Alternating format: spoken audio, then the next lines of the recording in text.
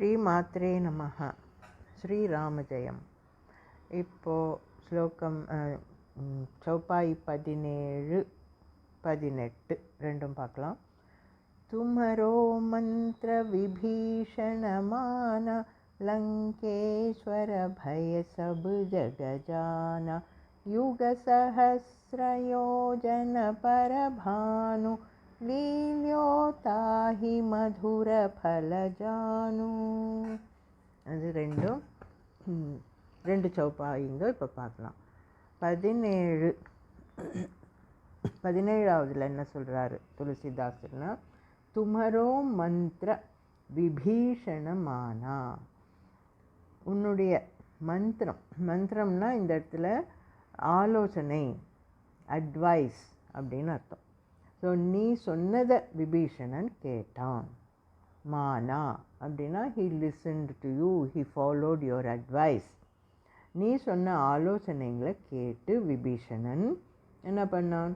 லங்கேஸ்வர பய சபு ஜகஜானா, உன்னுடைய ஆலோசனையை கேட்டு நடந்ததுனால லங்கேஸ்வரனா ஆனான் விபீஷணன்.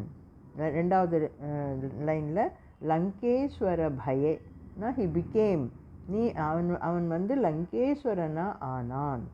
சபு ஜகஜானா, இந்த விஷயம் எல்லா உலகத்துக்கே தெரியும். சபு ஜகஜானா, இதானது உலகத்துக்கே தெரியும் அப்படின்னு சொல்கிறாரு இந்த சௌப்பாயில். அதாவது நீ சொன்னபடி கேட்டு, உன்னுடைய மந்திரம்னா இங்கே ஆலோசனை, advice.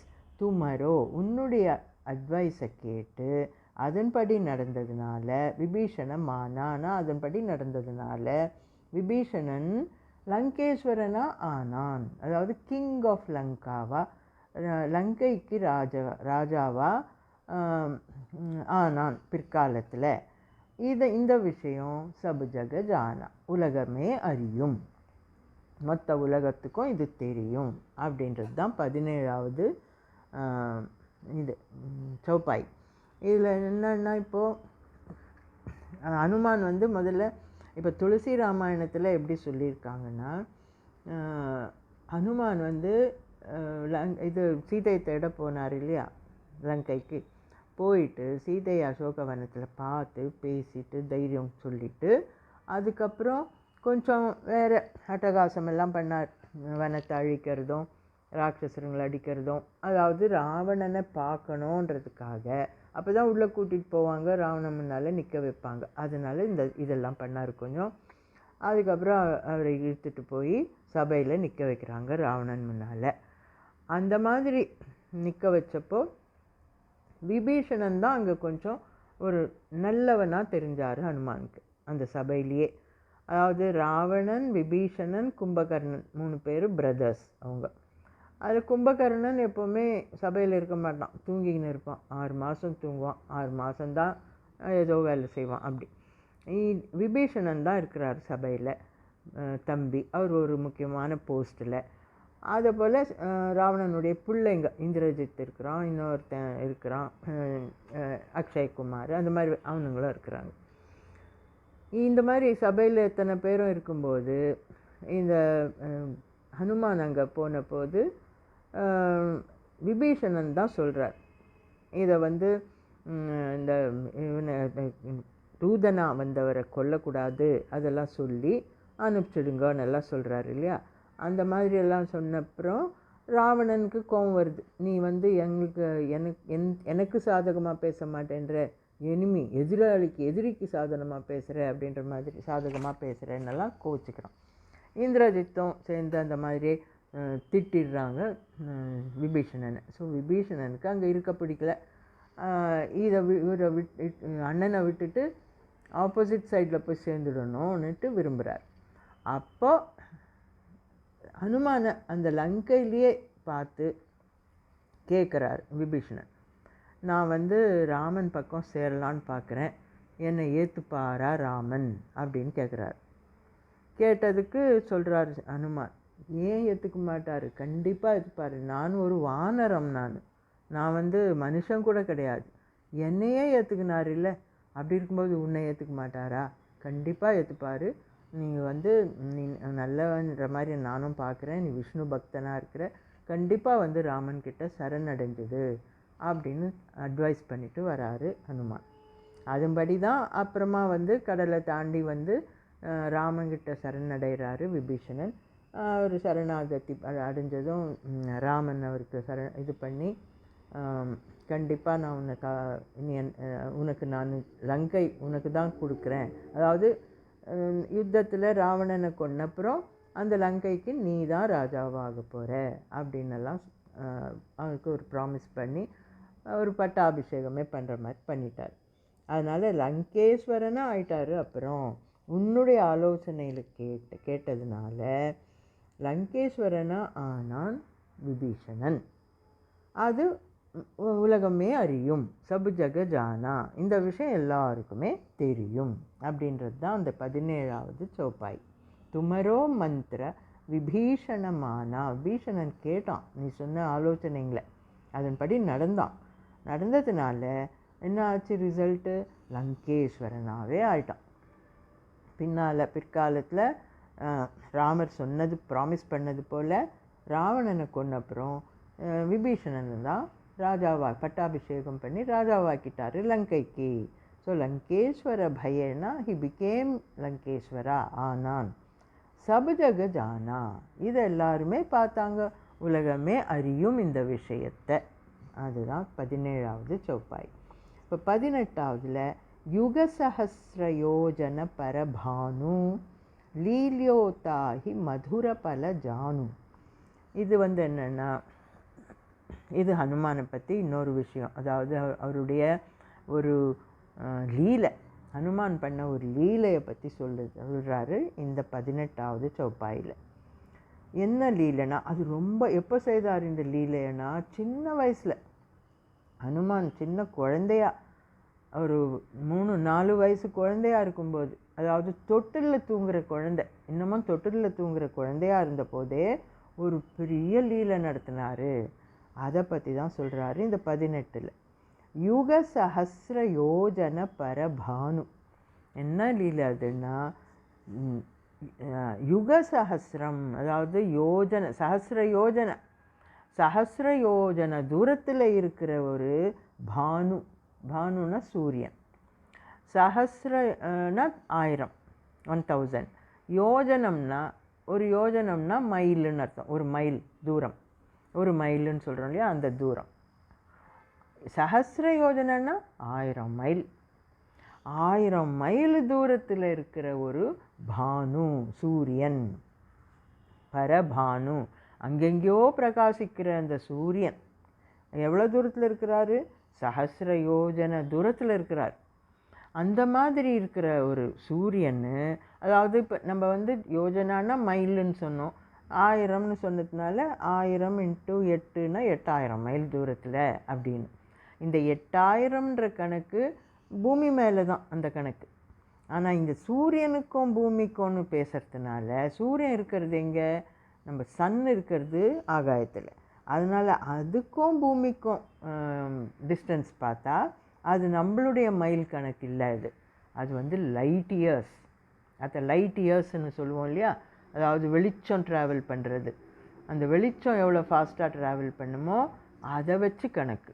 So light years 8000 light years, அது நாட் 8000 மைல்ஸ்ன்னு சொல்லக்கூடாதுங்க, 8000 லைட் இயர்ஸ். அது சுமாராக எவ்வளோன்னா 93 மில்லியன் மைல்ஸும். ஸோ சூரியனுக்கும் பூமிக்கும் டிஸ்டன்ஸ் எவ்வளோன்னா 93 மில்லியன் மைல்ஸ். அவ்வளோ தூரத்தில் இருக்கிற பானு சூரியன், யுக சஹஸ்ர, நம்ம யுகங்களாகும், ஏதாவது ட்ராவல் பண்ணணுன்னா யுக கணக்கில் போவோன்ற மாதிரி அர்த்தம். அது யுக சஹஸ்ர யோஜனம், அந்த மாதிரி 1000 யோஜனம், அத்தனையோ யுகங்க தாண்டிடும் நம்ம ட்ராவல் பண்ணணும்னு நினச்சா, எங்கே? பூமியிலேருந்து சூரியன் வரைக்கும் போகணுன்னு நினச்சா. அந்த மாதிரி இருக்கிற பரபானு, அங்கே இருக்கிற அந்த வெளிச்சமான சூரியனை பார்த்து இந்த ஹனுமான் வந்து குழந்தையாக இருந்தப்போ தொட்டிலில் படுத்துன்னு இருக்கிறார். தொட்டிலில் அந்த 3-4 வயசோ தொட்டிலில் படுத்துன்னு இருக்கிற ஹனுமான் ஆகாயத்தை பார்க்குறார்.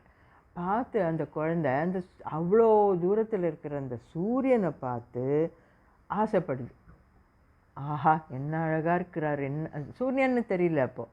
அது என்ன, அது ஏதோ பழம் மாதிரி, ஏதோ ஆரஞ்சு கலரில் ரெட்டிஷாக தெரிகிறாரு, பளபளன்னு அங்கே இதுவாகிறாரு, ஜொலிக்கிறார் சூரியன். அதை பார்த்துட்டு இந்த குழந்தை என்ன நினைக்குதுன்னா, அது ஒரு பழம் அப்படின்னு நினைக்குது. ஏதோ சிகப்பாக நல்ல மதுர பழம், ஸ்வீட், இனிப்பான இனிமையான ஒரு ஸ்வீட்டாக இருக்கக்கூடிய ஒரு பழம், இனிப்பான பழம் அப்படின்னு நினச்சி, அதை நினச்சி என்ன பண்ணுதுன்னா, அந்த அந்த டிஸ்டன்ஸை அப்படியே லீலையோ தாகி ஒரு லீலை நடத்தினார். என்ன லீலைனா, பறந்து போனாரோ அந்த சூரியன்கிட்ட. குழந்தையாக இருக்கும்போதே தொட்டிலேருந்து எகிரி மேல் ஆகாயத்தில் பறந்துட்டார். பறந்து போய் அந்த ஒரு ரொம்ப இனிப்பான ஒரு பழம் அது அப்படின்னு ஜானுன்னா நினச்சாரு. அதை ஒரு இனிப்பான பழமாக நினச்சிட்டு அதை போய் கவ்வி கடிக்க போயிட்டாரு, பறந்து போய். அது ஒரு லீலை. எப்படி ஒரு குழந்தை அந்த மாதிரி பறக்க முடியும்னா, அவருக்கு அவ்வளோ சக்தி இருந்தது. பிறந்த போதே வாயுபுத்திரன் இல்லையா, வாயுபுத்திரன் ஆனதுனால காற்று போல் பறந்துட்டார். தொட்டிலில் படுத்துன்னு இருந்த குழந்தை அந்த சூரியனை பார்த்து அது ஒரு பழம்னு நினச்சது. பல ஜானு, மதுர பல ஜானு, 2வது லைனில் மதுர பல ஜானுன்னு நினச்சி, அதாவது ஒரு இனிப்பான ஒரு பழம் அப்படின்னு நினச்சிட்டு ஒரு லீலை மாதிரி, சைல்டு ப்ளே மாதிரி பறந்துட்டார் மேலே. அங்கே மேலே பறந்தார். அதுதான் அந்த 2வது லைனில் சொல்கிறாங்க. அது எவ்வளோ தூரம் இருக்குது, யுக சஹஸ்ர யோஜனம், யுகங்களாக ட்ராவல் பண்ணலாம். அந்த மாதிரி ஒரு தூரத்தில் சஹஸ்ர யோஜனம் 1000 மைல் கணக்கில் இருக்குது. அந்த மைலுன்றது 93 மில்லியன் மைல்ஸ். அது ஏன்னா லைட் இயர் கணக்கு பண்ணுறதுனால. அவ்வளோ தூரத்தில் இருக்கிற பானுவை ஒரு பழம்னு நினச்சி எகிரி போனார் ஹனுமான்.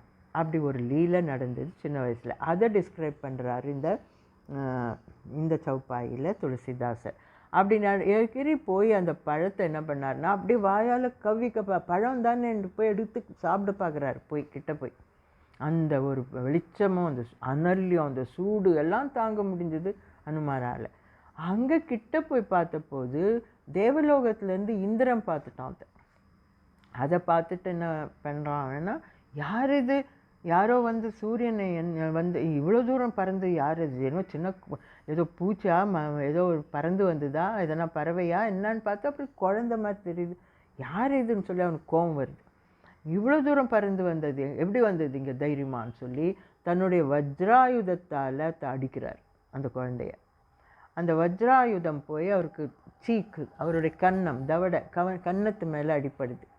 அடிப்பட்டோடனே அந்த இதுக்கு அப்படியே சுருண்டு கீழே விழுந்துட்டார் பூமி மேலே. அதுக்கப்புறம் அது வாயு பகவான் வந்து அவர் தன்னுடைய குழந்தைன்ற மாதிரி இந்திரனோட கொஞ்சம் கோபிச்சுக்கின்னு என் குழந்தை அடிச்சேன்னு சொன்னோடனே அதுக்கப்புறம் எல்லோரும் அதனுடைய பவர் தெரிஞ்சு வந்து அதை குழந்தைக்கு மறுபடியும் பிரம்மா வந்து அதுக்கு உயிர் கொடுத்து அதுக்கு எல்லா பவர்ஸும் கொடுக்குறாங்க. அந்த டைமில் தான் பிரம்மா தன்னுடைய சக்தி கொடுக்குறாரு, இந்திரன் தன்னுடைய வஜ்ராயுதமான சக்தியை எல்லாரும் அவங்கவுங்க சக்திங்களை கொடுத்து அவர் இன்னும் பவர்ஃபுல்லாக ஆக்கிட்டாங்க அந்த டைமில். அந்த மாதிரி வஜ்ராயுதத்தால் அடித்து தவடை மேலே அடித்ததுனால தான் அவருக்கு அந்த தவடை கொஞ்சம் புரோக்கன் ஜா, கொஞ்சம் உடஞ்சி மாதிரி ஆயிடுச்சு. அதனால தான் அவருக்கு ஹனுமானுன்னே பேர். ஹனுன்னா தவடை, உடைந்த தவடை, புரோக்கன் ஜான்னு அர்த்தம். ஹனுனா மான், அந்த மாதிரி ஒரு புரோக்கன் ஜாவை கொண்டவர், உடைந்த தவடையை கொண்டவர் அப்படின்னு. அப்போ கொஞ்சம் அப்படி சொட்டையாக உடஞ்சிடுச்சோம், அந்த மாதிரி ஆயிடுச்சு. அந்த ஒரு லீலையை இங்கே சொல்லியிருக்கிறாரு துளசிதாசர். ஸோ யுக சஹஸ்ர, அவ்வளோ தூரத்தில் இருக்கிற ஒரு பானுவை சஹஸ்ர யோஜனை தூரத்தில் 93 மில்லியன் மைல்ஸ் தூரத்தில் இருக்கிற பானு சூரியனை பார்த்து விளையாட்டாக நினச்சிட்டார். லீலியோன்னா விளையாட்டா, அது ஒரு பழம் அப்படின்னு நினச்சிட்டு பறந்து, ஜானுன்னா ஹி தாட் ஸோ, அந்த மாதிரி நினச்சி பறந்து போயத்தை பிடிச்சாரு. அதுதான் அந்த லீலையை இந்த 18வது சௌப்பாயில் சொல்லியிருக்கார். இதோட இங்கே நிறுத்தலாம். அடுத்த ஆடியோவில் அடுத்தது பார்க்கலாம். ஸோ இங்கே 2:17, 18 பார்த்தோம். Hello children, good day to you all. Now let us see verse 17. In this verse, what does Tulsidas say?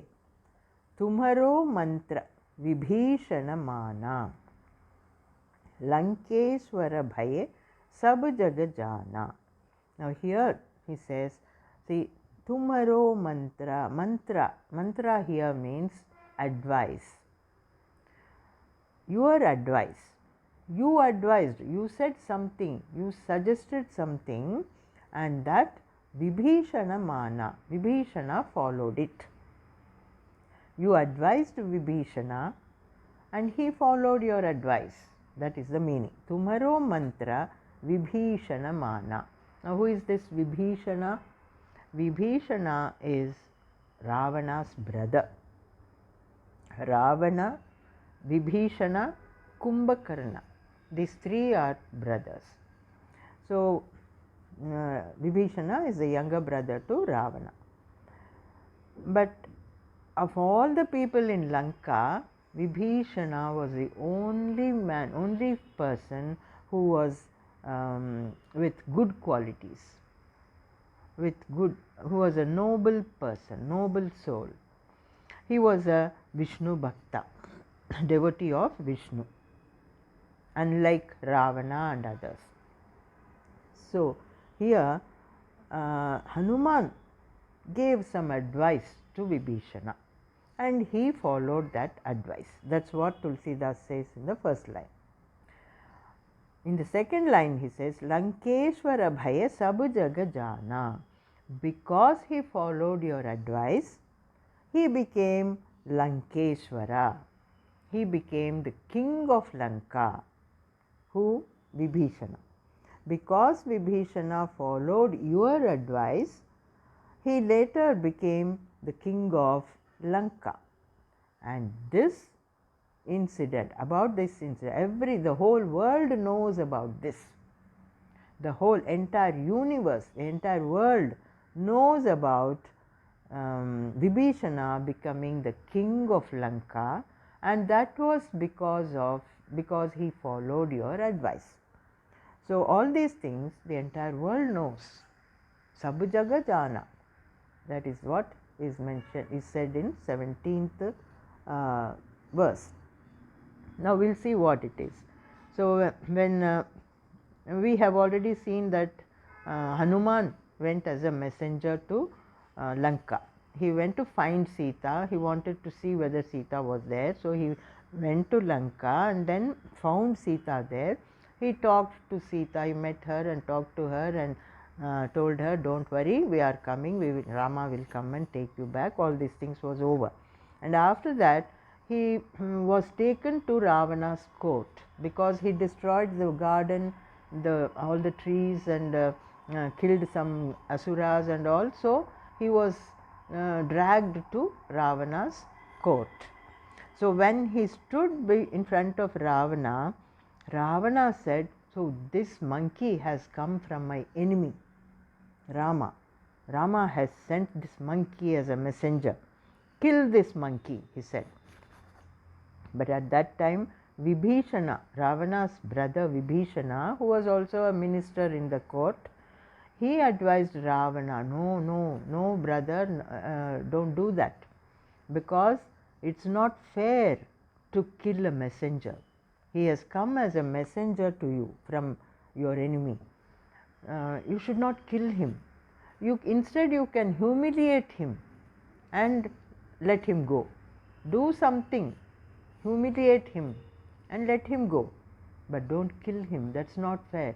A messenger should not be killed at all, he said. So Ravana, all right, even the others also said the same thing. So Ravana said, all right, he did not kill him. That's why he did not kill Hanuman. Instead, what did he do? He put fire to his tail, and that was a humiliation to the Vanaram, because tail is a very, it's a pride to a Vanaram. A monkey's tail is a pride to the animal. So it was a humiliation. So he put fire to the tail and sent him away. And we already saw what he did with that burning, flame, with the flame in that tail. He burnt all the entire Lanka. All this we saw in the earlier, in another verse. So when this happened, after that, Vibhishana did not like all this. He slowly began to think that Ravana is doing all wrong deeds. He is not listening to my advice at all. He should not have kidnapped Sita. It is it's a blunder what he did. It's a crime. But he is not listening. Now there's going to be war because of this. All this he saw, and he wanted to go to Rama. He did not like to stay in Lanka as a minister with Ravana. So he thought, I'll switch over to the opponent party. And he asked Hanuman about it. Now I want to go and join Rama. Will Rama accept me? He asked Hanuman. And Hanuman said, why not? He will surely he will accept you. See, I am a Vanaram. I am a monkey, right? And he accepted me. I am not even a human. I am just an animal. But he accepted me. And I am doing some service to Rama. Similarly, you can go and surrender to him. He will surely accept you as his friend, and then he will protect you from Ravana also. All this he said, Hanuman. So he listened to his advice, Vibhishana. Tumaro mantra Vibhishana mana.